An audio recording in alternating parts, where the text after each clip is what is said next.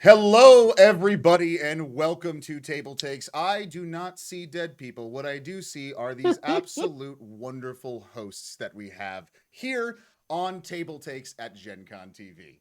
So let's not waste too much time before we get into our headlines because we have lots of wonderful news to cover from the gaming side of the world.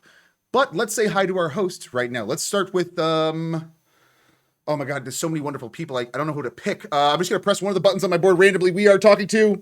That's me. Okay. I'm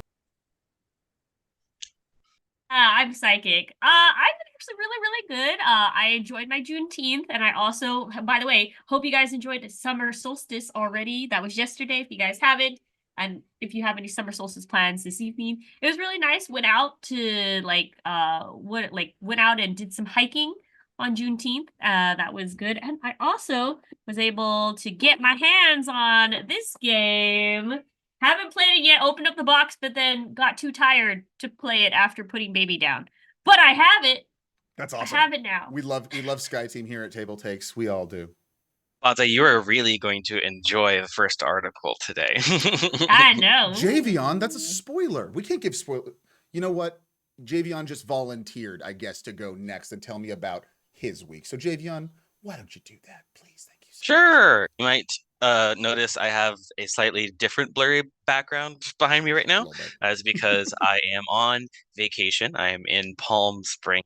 Very sunny, very hot here, and there's a lot of air conditioning everywhere. I'm very excited. I've done yoga for the first time, well, second time today. I've never done it before. I said I did it one time last year. So, yeah, this is my second time ever doing yoga. That was super fun. Everybody brought their Lorcana stuff. Everybody did. So I'm going to be A playing a lot of yoga that tomorrow. class? No, not we weren't.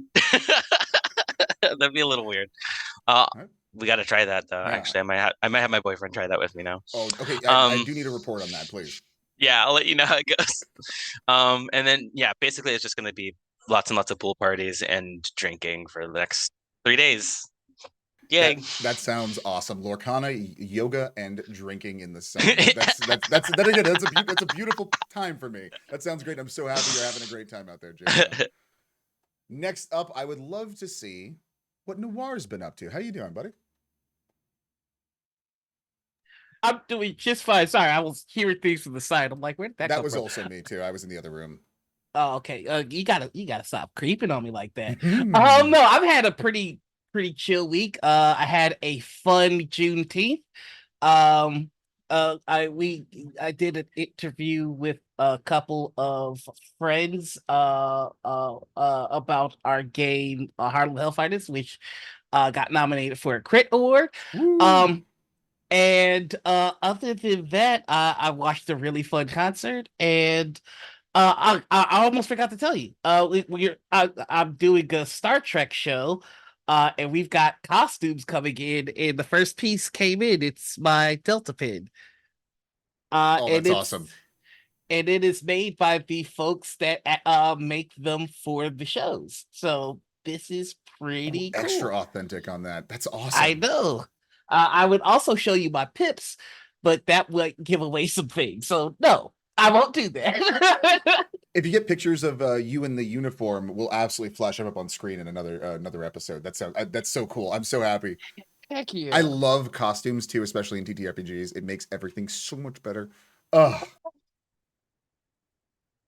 And for me, I will talk about me for a second. I am doing a lot of work. I am really happy to be here this week representing Peter on Gen Con TV. And after I am done with today's episodes, I am going to be drinking this very tiny little can of Negroni, and I am going to play Elden Ring's new DLC. That is what I am looking forward to. But with all of what we are up to, what we've done, and what we've been doing this week out of the way, let us hop into headlines. Javion, got some turbulence for us. Would you like to let me know what's going on there? I'm a little nervous.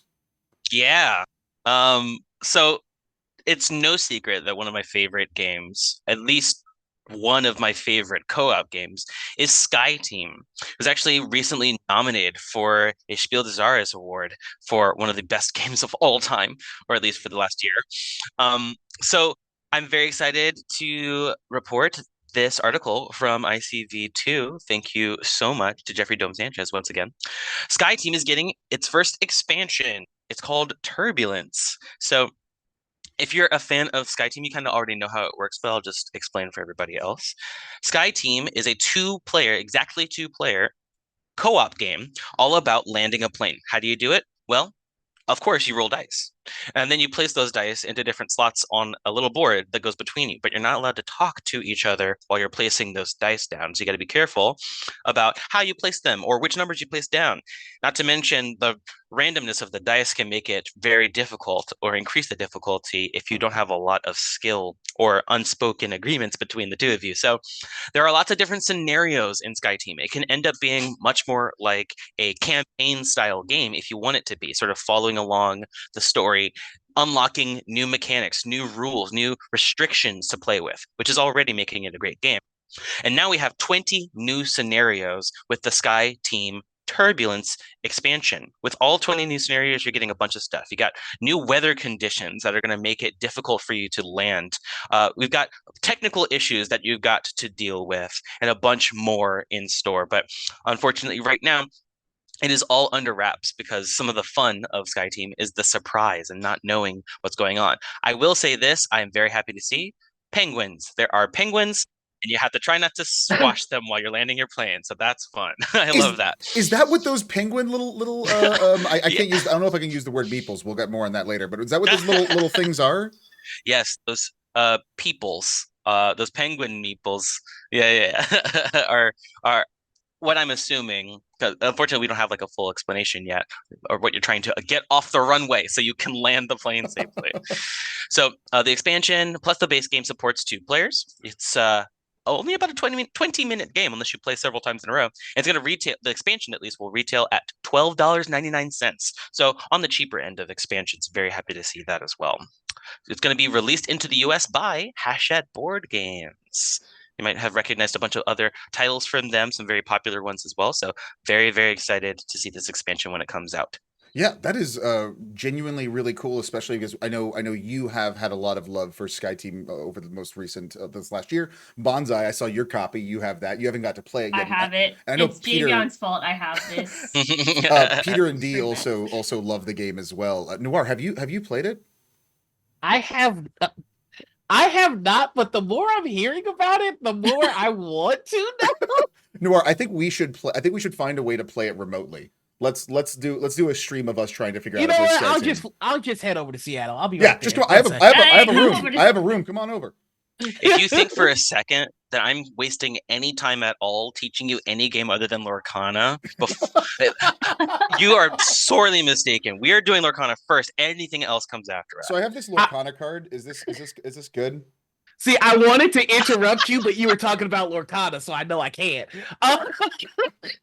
Marcus, what did you just put in my face? What was that? What was this? I did not get the Lorcana one, but I did get the One Piece card game last Gen Con. Cool. I also, if you do want, I have some Twilight cards. No thanks. No, I'm good. Keep them. Keep them. Okay. Well, then, speaking of characters that we cannot put on screen, I have no transition here. Noir, there's some interesting things happening with the public domain and iconic characters. Would you like to save me from this transition? Yeah, we're going from taking flights to taking rights. We've got okay, let's go. Conan and other copyrights are heading for public domain. We've got some good news here, folks. Copyrights on key works that launch intellectual properties into pop culture are expiring in the next few years, including Conan, according to an updated report on License Global, which lists key IPs on which copyrights are expiring in the coming years as they hit 95 years after initial release. So let's just get into what we, the public, might be getting our hands on. Copyright of the 1933 King Kong film will expire in 2028, and on the Alex Raymond comics featuring Flash Gordon in 2029. The copyrights on key DC comics characters will expire in the 2030s, including Superman in 2033 and Batman 2034 and the Joker in 2035. So we're also getting Steamboat Willie this year, and the Wise Little Hen, aka Donald Duck, in 2029. So all that is going to be public domain. Keep in mind, it is the initial versions of these characters. So all the stuff that you know about Batman now, it is not coming to the public. We're talking about the original gun-wielding, purple-gloved Batman. Um, now here's something fun, and we were talking about this in the green room. It is canon that Clark Kent, Lois Lane, and Jimmy Olsen exist within the Marvel Universe. They have popped up a number of times, and it's been alluded to that Clark Kent has a secret. There's one particular issue that I remember where Thor has to go incognito. I don't remember who told him, but somebody says, just the wrong glasses, like that other guy. And then later in the comic, Thor runs into Clark Kent and they kind of share a knowing glance. So with this version of Superman entering the public domain, we very well may see Marvel act on that and have Superman in the Marvel universe, which is just something that I want because I'm a Superman fan and a Marvel fan. It'll probably never happen, but let me dream. What That's do you guys nuts. think?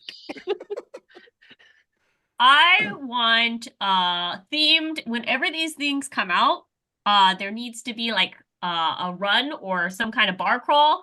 Everyone dressed and cosplayed as these characters, just releasing havoc everywhere. That's what I want. Ooh, Please give me all those. I would like that on one of the pub crawls, but the ones like you mentioned, where you're going, but you're on like the bikes where you'll have to ride like the bikes that are tandem together in these outfits. I'm going to work on a new horror movie called Steamboat Killy, and I'm going to make about $32, the exact amount of money that the people who made the Winnie the Pooh movies made. Oh, I don't know. They always go horror movie first. Yeah. But we also have already had Superman-based horror movies like Brightburn, Yeah. but now they get And to Saltburn. use the S. So Brightburn, Saltburn, same movie. That's a good point. Why? I mean, horror is one of the benefits of horror as a film genre from the making of. You can usually make more money than it costs to make a horror movie, especially on a lower budget. So that makes sense. But there's so much more space out there for inventive, creative people, and I hope that they take this instead of just making more Winnie the Pooh, Blood and the Honeys. Go ahead, Bonsai, please. Your hand is raised respectfully. Instead of a horror movie, can we just get a documentary of all these characters, like really in the dumps, like a documentary about how like right now their life is just terrible, and like talking about their heyday. Do you want to do a 30 for 30 on Yes, Superman? yes. Superman 30 for 30. This is what I I want. kind of like the idea though of like Batman and Superman having to team up against the Joker and King Kong.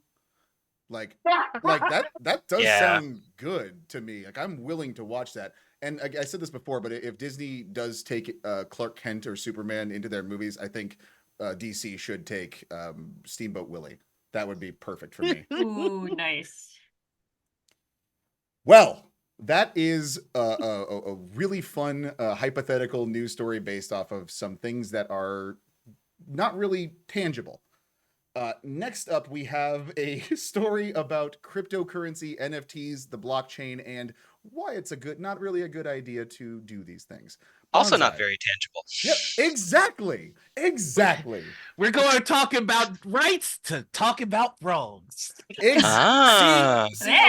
okay, I need you to kind of Cyrano de Bergerac me, Noir, for the rest of this one, please.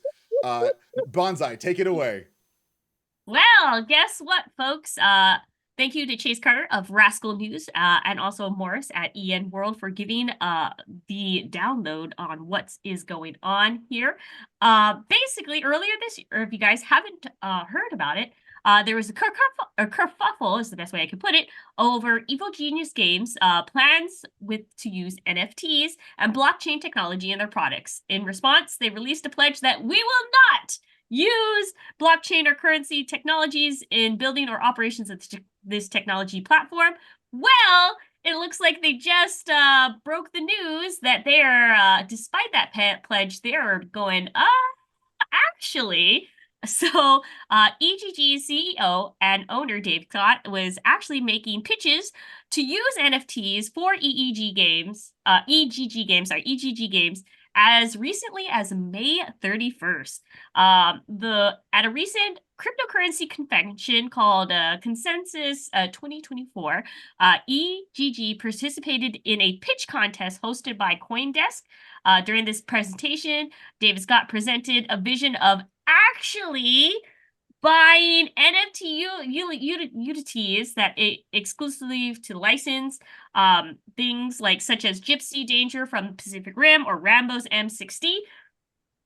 60. So the presentation was light on details on how actually this is going to be envisioned in the TTRPG space or TaterPig space, and how they would be forced to buy these NFTs. But conceivably, it would fit all the models of virtual tabletop with the license, published adventures, and strictly controlled character sheets as such. So maybe it'll be on virtual, but not really.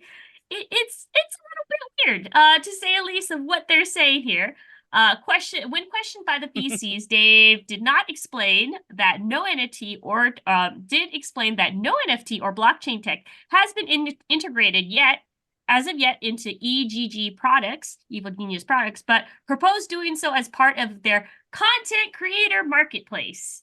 Yeah. So that aside, I think so shockingly, even with their pitch was successful at this convention, and EGG actually won the pitch contest. So they are going to get funds and money to do this. And yeah, I think for me, just as a personal comment, my bits or my thinking process, I feel like the most not cool thing that they did during this pitch was they basically introduced the creator Jeff Grubb. Jeff, of course, being the designer of D20 Modern, also just did consulting work for EGG Everyday Heroes. Dave Scott pitched in his deck that listed Jeff as EGG's team and labels Jeff as the game designer luminary. Also, this is to quote him, he refers to Jeff as the father of modern day Dungeons and Dragons, which is not right. If you kind of say it in that sentence, people think, oh, modern day 5th edition, when this person just did D20 Modern, not the 5th. Yeah, it's tricksy words there, friends. So despite how everybody, I don't know, I'm my opinion, slam dunk NFTs, sorry, no go. It's a no go for me, but it's kind of funny. They're like, we won't do it, while having fingers crisscrossed behind their backs. Any opinions on this? That it's such a strange move, to knowing that like there's measurably like that the blockchain marketplaces in 2023 lost like 90 something % of the value in like it's not something that's thriving. So to go into it knowing the hate you'll accrue is a pretty fascinating choice, and then to lie on top of it is, I don't want to say bold because that implies like a positive judgment of some kind. This is a mess. This sounds like a mess. I'm not pro NFT. This is a mess. This is a mess. You got yourself into a mess. Yeah. Go ahead. Yeah, I would say with the I wouldn't basically label it as lie. It's just a very fuzzy gray loop around wordplay. That's a good way of wording it. It's a way of avoiding accountability. Great. Yeah. Javion, I know you love NFTs, so I would love to hear your point. What? Oh, hey, hang on. No, Wait. no, sorry. No, time out. That was a lie. I was lying. Please do not get Javion for this. I know you're joking, Marcus. Actually, honestly, we were talking about this a little bit before, and I'm just way more curious to see what Nora has to say. Full transparency, I am the former senior community manager of Evil Genius Games. So I'm going to choose my words very carefully. I'm going to say that Evil Genius has the benefit of having an extraordinarily passionate fan base who have been very vocal from the start on how they feel about NFTs and AI. That's a conversation for another day. I think that this move, it's a selfish choice. It's one that the community has made very clear that they do not want. And it's unfortunate that it's unfortunate that this is the way that they are appearing to go. If you tell your community something, you should stand by it. That's just basic.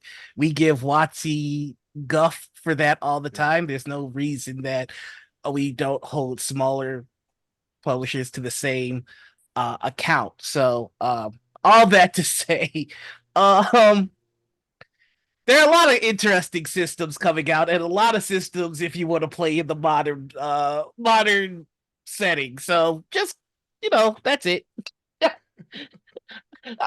Thank you. There, I didn't say anything too bad. No, Noir, thank you No, so no, much you're for good, choosing you're your good. words. That's a very good point that you made that I want to shout out again.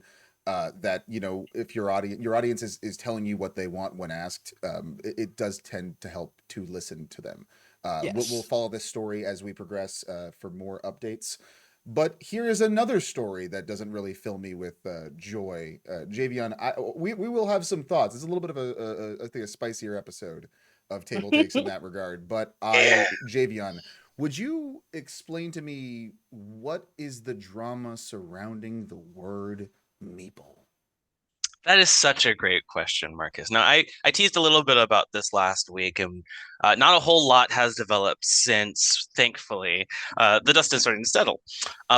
What are we talking about here? Well, this article comes to us from Mike Didymus True of Board Game Wire, and it's all about the word meeple and how it is currently under a lot of scrutiny. What do I mean? Right now, in the US, there is a trademark kerfuffle. It was trademarked by none other than Corey Thompson.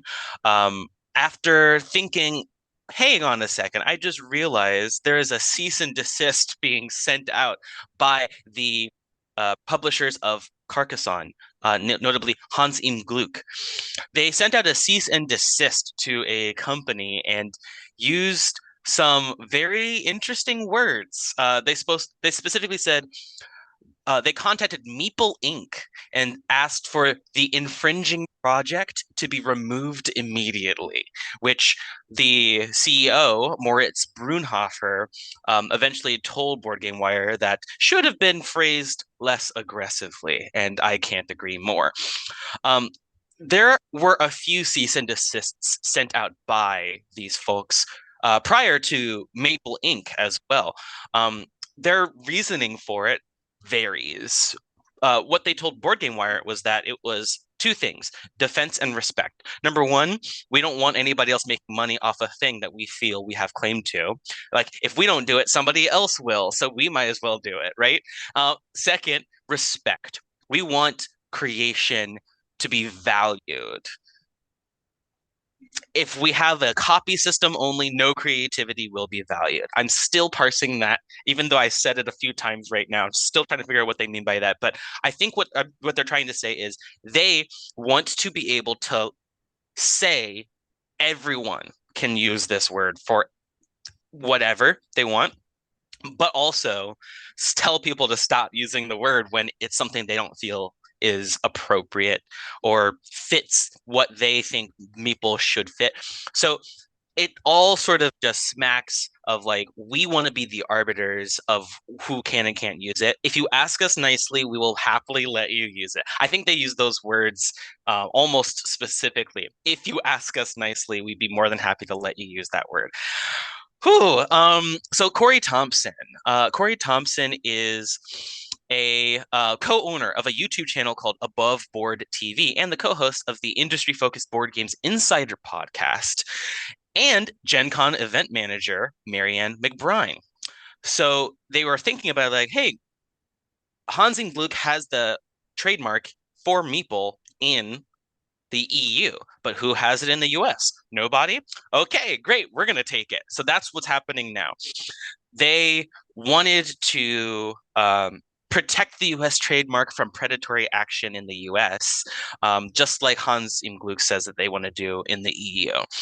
So right now, Thompson and Marion have said that they don't have any plans to make any profit from this adventure, but it stands to reason that everyone is starting to think like, okay, what does this mean? What could happen? Who is at danger of having to make changes about their board game in the future? Will we be able to use meeples?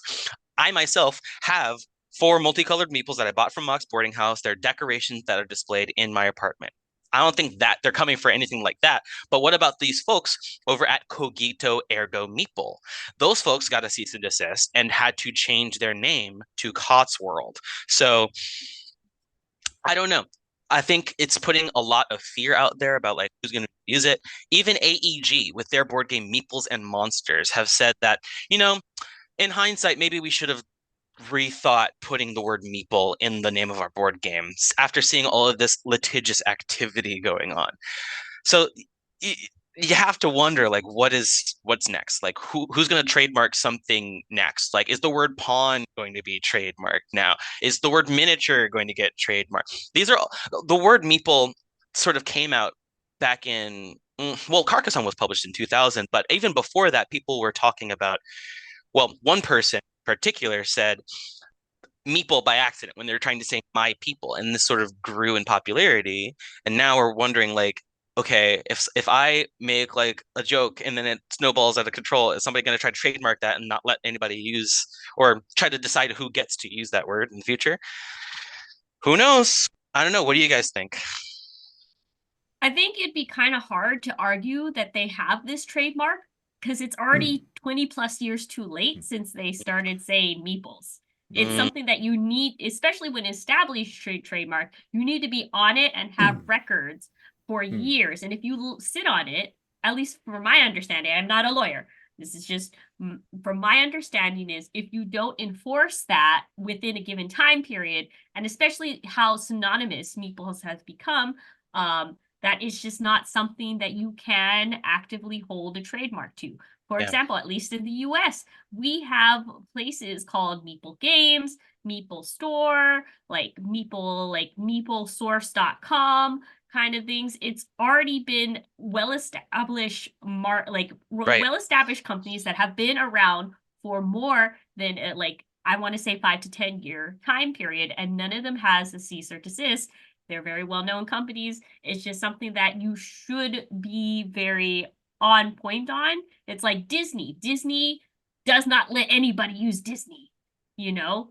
You need to establish the trademark and have records of you being like, no, I lay claim. But because, at least for my opinion, meeples is so synonymous with board games, especially in the modern sense of early, like past 2000s era of board games, everyone has meeples. What are you going to call them? Like people shape things. Peoples, It's like we were talking about last week, Bonza. You know, we were talking about like iconic game pieces. I don't think we even remember to mention meeples, right? And it's something that's really, really important to people. I think the sad reality is that back in 2019, they already got their trademark. They are sending out cease and desists. And, you know, somebody else has already trademarked it in the US. This has happened already. So now that what we're doing is we're just hoping now that nobody else takes it too far, is too predatory about all of this.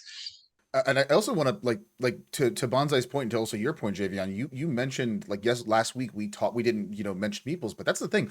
We actually used meeples as the all defining term for Mm, pieces, which is kind of yeah. which is like more my problem with this, which is like I think this is an absurd thing. This is not something that my normal human non-law brain could really understand. Like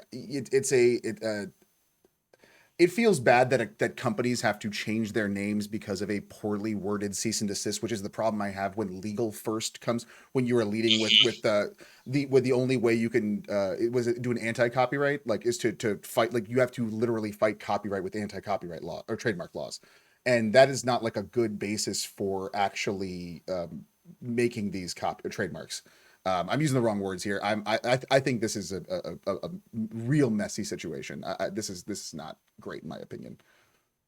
Yeah, this just feels like bullying via litigation. Mm. It's just not. Mm. If you ask nicely, we might not sue you. Like, get out of here. Yeah, it's like you have full control over the word that we use, and you could decide if it's going to actually change the entire shape of my business and my production. There was no precedent for this for like 20 plus years, and now this is where we are. And the same thing with buying the rights up in to protect them in the US. That seems like the same exact thing that they're doing, but just maybe with a better I don't know, gel light over it. I like to make it look a little bit shinier. Neither of them sound great to me. But if they're trying to protect it from the other people, then that's, I guess, fine. I don't know. I don't know. Not feeling great about this one overall. I don't know so my wording with that is when we want to protect something from somebody, that just means exclusions Yeah. for things It's like you to decide who gets it. it gives me like I want to keep purity vibes, so other people, like for example people who may be POCs or something like that, nah, you can't use it because we're keeping this ours. Yeah, because That's at least me. if you you're forcing someone to decide who is allowed and who is not allowed to do this, and that is based off of like this could be, we're not like saying any of these people would do that specifically, but this leaves that up to people who are not a general public, like people who cannot, like who can actually have opinions and decide these things. I would prefer just again the word meeple for the really silly little piece of toy that comes in the small board game that is on this planet that has existed for billions of years. We should just be able to call that meeple. That's a meeple. I'm calling that a meeple. It's fine. Anyone else have anything to say on this subject? I am getting angry. Yeah, one last thing. So I I just want to say this is this is now the M word. You're not allowed to say meeples anymore. Only Hans im Glück is allowed to use that word now. You will be given a cease and desist if you decide to say the M word. So we're just gonna have to collectively call it the M word now. We Okay. don't want to hear you say meeple no more. Okay. Oh my gosh. On that wonderful on that wonderful wrap up, we are going to then move to the next subject. Noir, would you like to tell us about honestly one of the most confusing tabletop RPGs I've ever heard about? Yeah. Let's get into it. We've got City of Six Moon. I'm gonna get through this. We've got City of Six Moon, which is a board game written in an alien language you'll need to translate to play, and you'll never know if you got it quite right. Um, if you've ever complained about Pathfinder or any other game, hold on to your pants, because here we go. City of Six Moons is taking difficult to decipher rule books to a whole new level by writing all of its rules in an alien language that you'll have to translate in order to play. The kicker, you'll never know if you've done so correctly. The single player title, described by designer Amabel Holland as being both a game about guiding the fortunes of an alien civilization and a game designed as if it were actually written by an alien civilization in real life. As such, Holland has written the entire rulebook in a language composed of icons, glyphs, and symbols, setting the challenge to the player to decipher the language before they can get to read the rules of the game itself. To work out its secrets, you'll apparently need to draw on both your own existing cultural assumptions and the acceptance that the culture of the alien civilization who made it is very different to humanity. Cheekily, Holland proposes that players will never quite know if they've perfectly cracked the code, and she will refuse to answer any questions about the game's rules.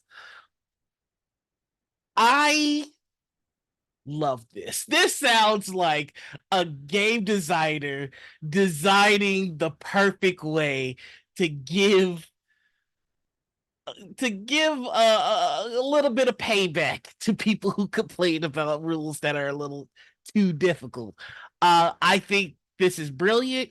And the fact that there's no way to confirm whether or not you got it right is sadistic in the perfect way. I fully support this. I want to play I want to play the rules once somebody has cracked it, just to see if the game is fun. But yeah, this is excellent. I personally don't have the patience to do this, especially if I don't get the treat of knowing that I done good. I need that pat on the head. So yeah, that's me. What do you guys think about this? I love this. I love this kind of game. I love these kind of the one drawback. Like I live in ARGs and I play a lot of random games that require you to solve puzzles on various web pages with communities and stuff. Really silly stuff. But this, the fact that I would never know if I was right would drive me absolutely up the wall. Like I don't have the time for this, but I love that this exists. No, I hate it. I'm sorry. I'm gonna just put that right out. You guys are love. I'm hate because I do play barbarians. That's me. I'm a barbarian. I'm a barbarian, and puzzles are my bane of my existence. And if I can't punch my way through it, what's the reason for it? Okay, I need to be able to punch my way through things, and this just sounds like homework. And we don't even get the answers. It's just a big ol' ha ha.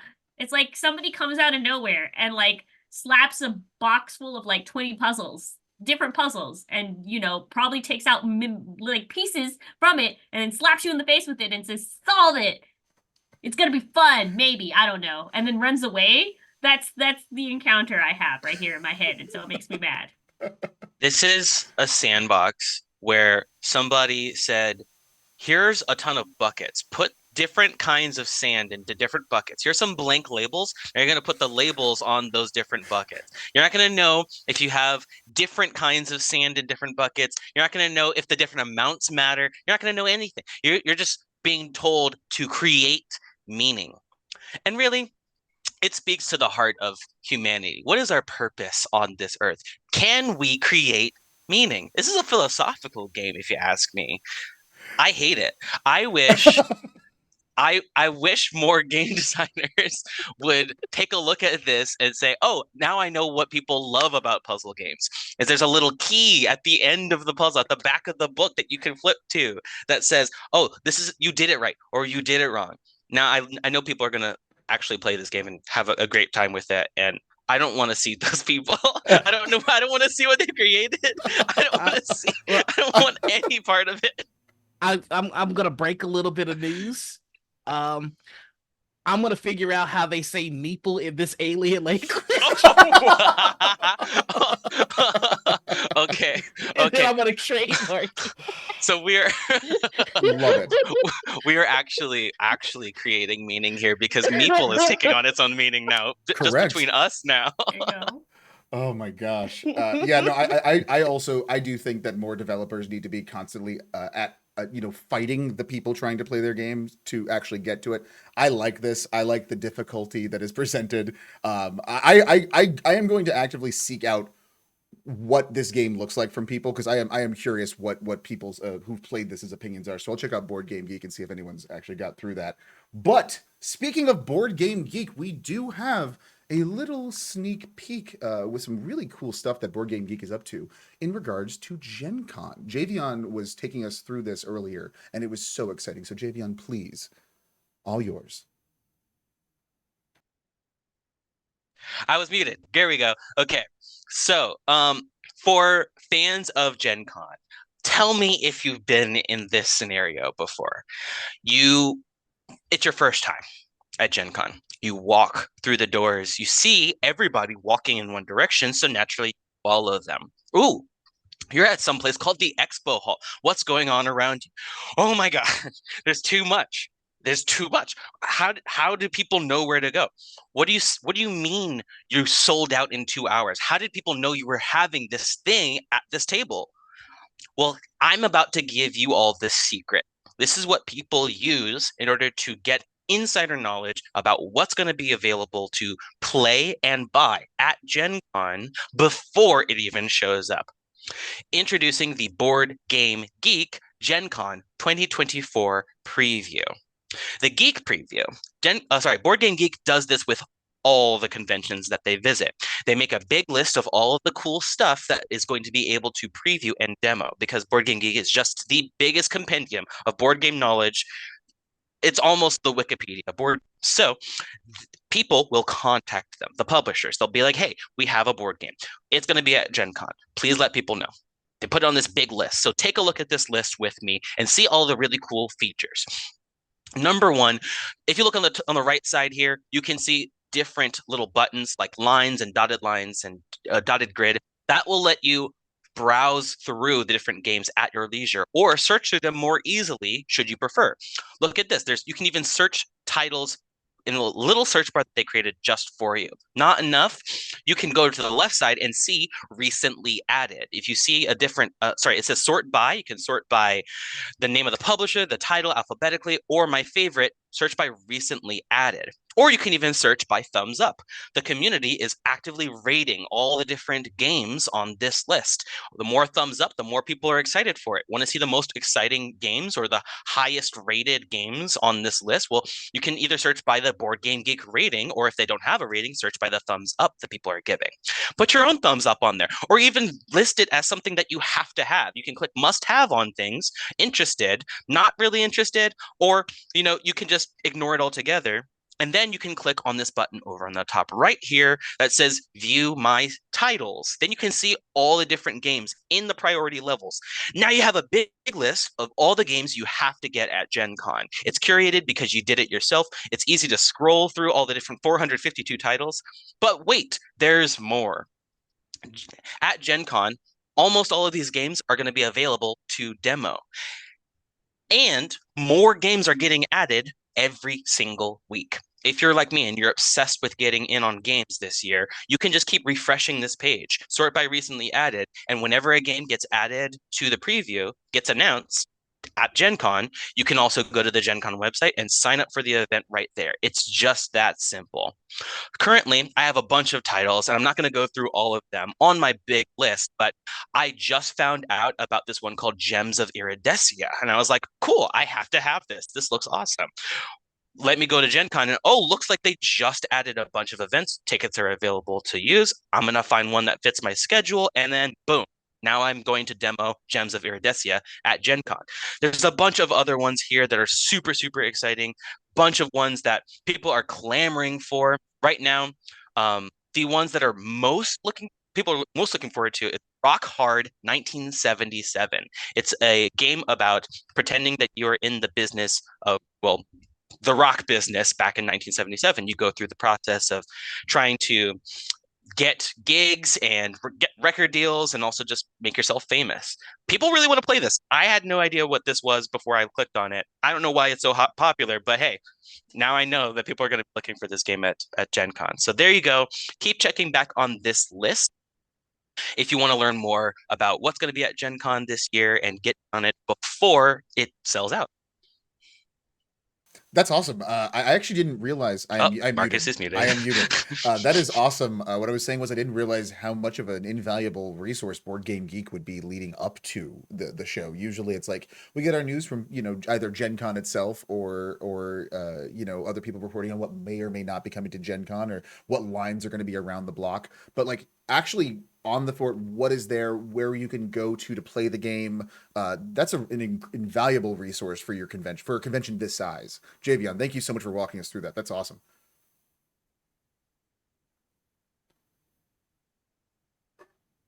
Okay. For those of you who are just listening, I gave a thumbs up or 2 thumbs up. Excellent. Next up, we have a discussion bonsai. Would you like to bring us into this Whoa. one, please? One of your wonderful discussion ideas. Yes, welcome back to this little part where we get to know us as hosts and our opinions about things. Today, I had a preview of what we're going to talk about, but I'm going to save it for later.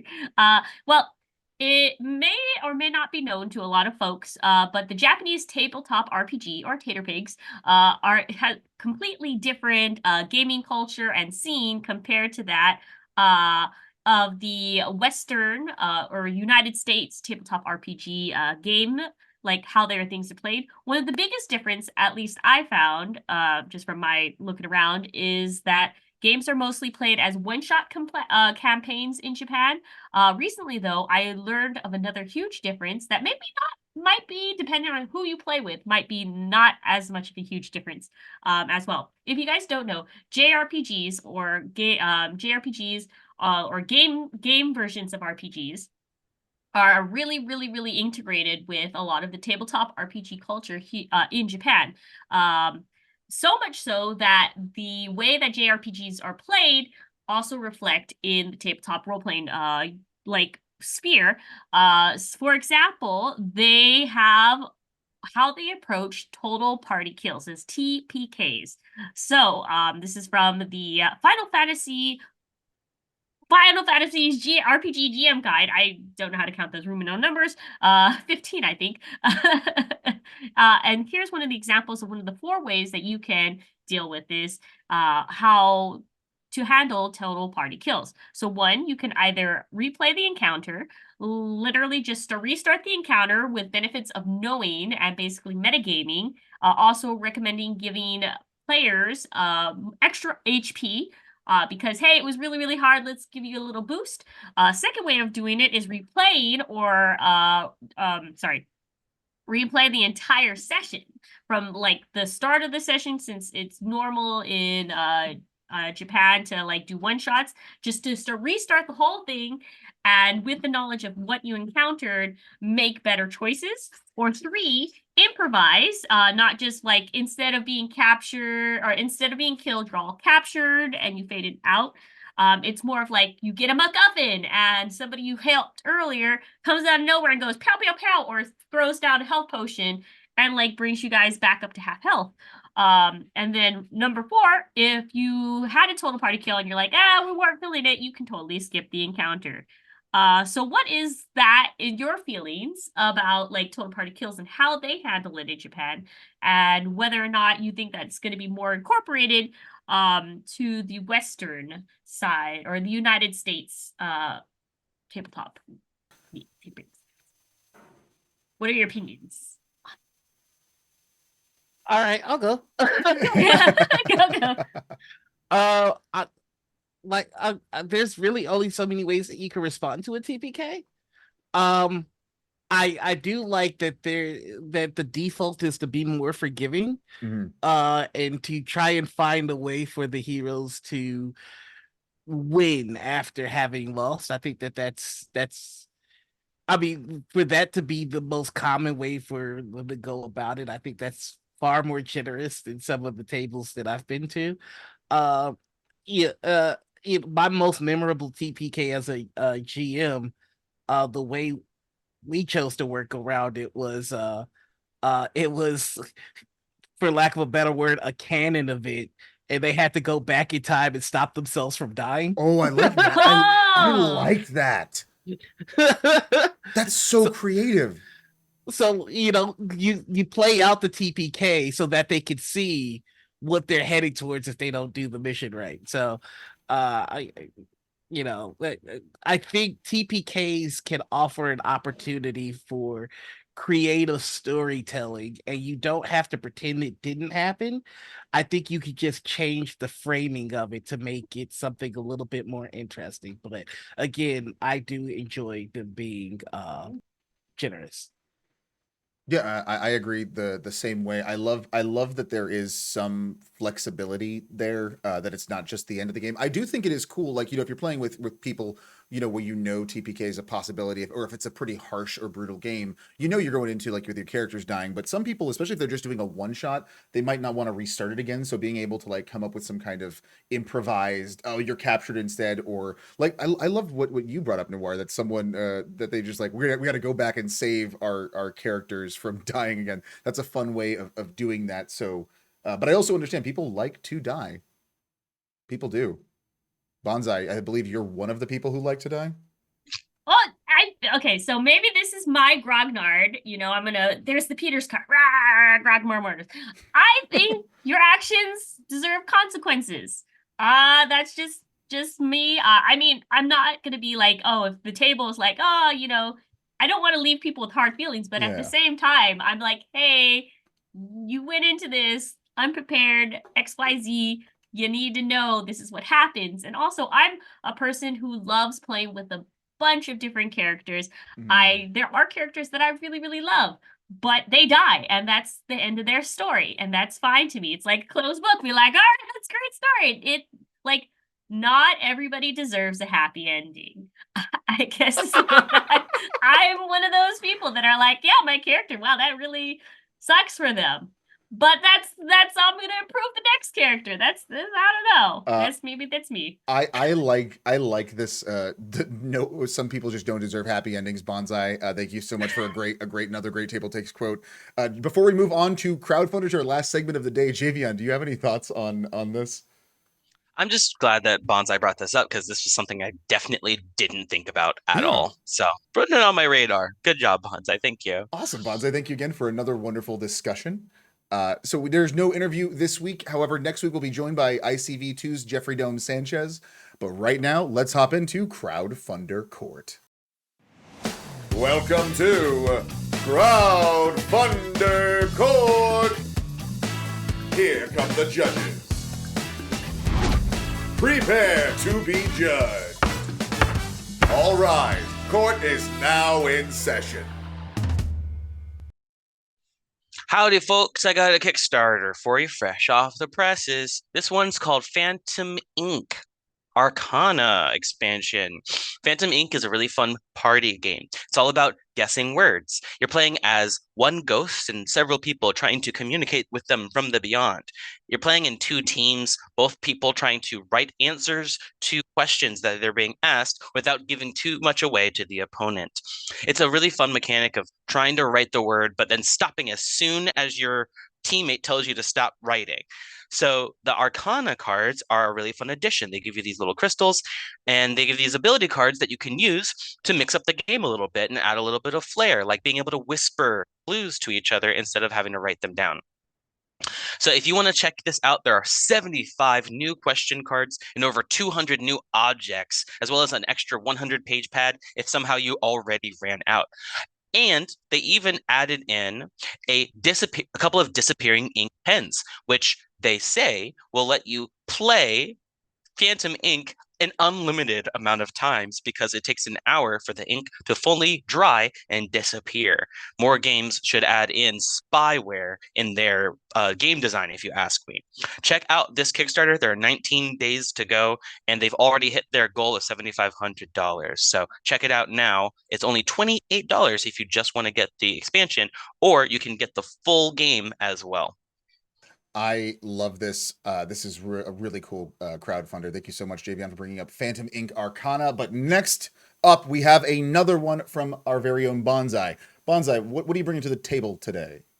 I'm bringing tiny tables. So it's if you're into That's not the right image. yeah, it's a tiny table. But yeah, if you were like, oh, I like gaming tables, but they're way too big, and I want something that I can use as a modular system, well, then I got the thing for you. This is from GameFound. It's actually take a gamer saber, shrink it down to like a 10 or 11 or 12, 12 by 8 foot grid. And it's a very deluxe accessory for board games. It's very modular, so you can use it as a DM screen, a table, or just like something to hold your not meeples in. And and other things. And it's just really, really nicely designed, and it's good quality wood. Good quality woodworking for my look. It's okay. You know what? It's you have to comment on things that look like they're very well made. It goes for 65 euro, or about give or take $70 US, which is a good quality for that kind of wood, for that kind of specific, specifications of what you're getting. I'm just saying, it's good bang for your buck. I could not agree more, Bonsai. Looks like an excellently well-made table for a great price. I can store all of my meeples and NFTs in there. Next up, we have one more crowdfunder for the day. Noir, would you like to tell me about it? Yeah, so you ever been at the table and you're like, I want to play a steampunk character, and somebody's like, well, I want to play a noir detective, and another person's like, well, I want to play a paladin who can still smite as a free action because that just makes sense. Well, I've got the game for you. It's called oh my god, Branch Riders. I had the brain fart at the worst time. All right, so back on the horse. I got it. Branch Riders is an easy to play, narrative driven role playing game built on the concepts of action, investigation, and creative play. Your missions take you from one of 8 distinct realms, each based on different genres, and you venture forth from your new home, the Nexus, which is the respite between worlds. 8 worlds, one mission. One mission. Adventure in 8 realms to protect the cities of the from the branches from the blight. This is just a really fun, creative TTRPG, which allows characters to exist and to express themselves in various genres. You've got the Borderland, which is Western, the Boros, which is noir, which the Chain, which is steampunk, the Crags, which is fantasy, the Heights for your superhero gaming, the Party, which is dystopian, the Rails for post-apocalyptic, and finally the Terminal for science fiction. If there's something you want to play, this is the game to play it. And it'll be fun to see them kind of mishmatch. Like you got Mad Max standing next to King Arthur. What's that conversation like? We'll find out by playing Branch Riders.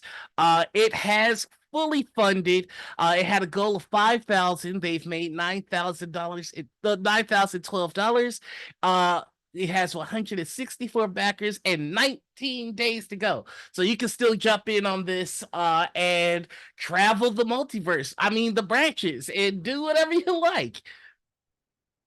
That is absolutely wonderful. So this is really cool. I love that things are separated. I have to wrap this up because we have to go. But this is a cool Kickstarter. I love there's different worlds, a hub where you can kind of go and explore. That's a really fun kind of setting because it combines a bunch of settings into one. This is awesome. All of you have brought excellent crowdfunders to the table this week. Thank you so much. But unfortunately, this is all the time we have for Table Takes this week on Gen Con TV. But don't worry, we have a lot more content coming up, even after this one.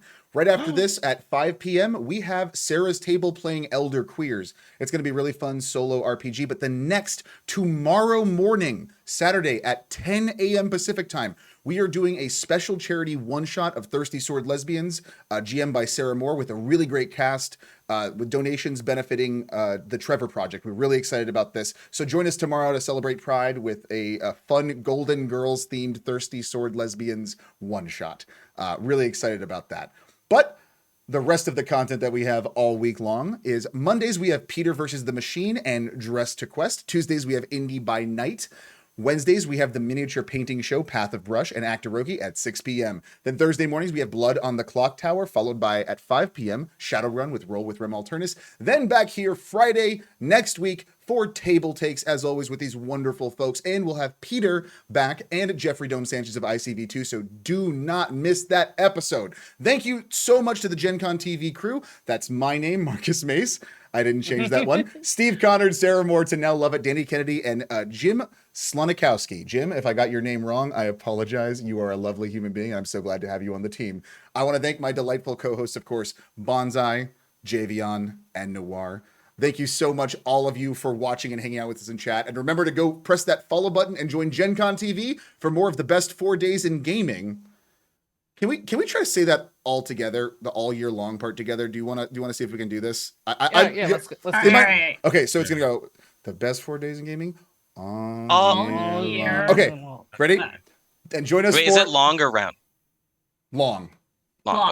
Okay. Okay. The best 4 days in gaming all All year long. long. There, we did it. We have proven that if you let the producer Boomer. run the show, we're just gonna sit here on the screen and never say goodbye. It is 3 p.m. Thank you so much for watching. Check out Sarah's table next. Mwah. Bye.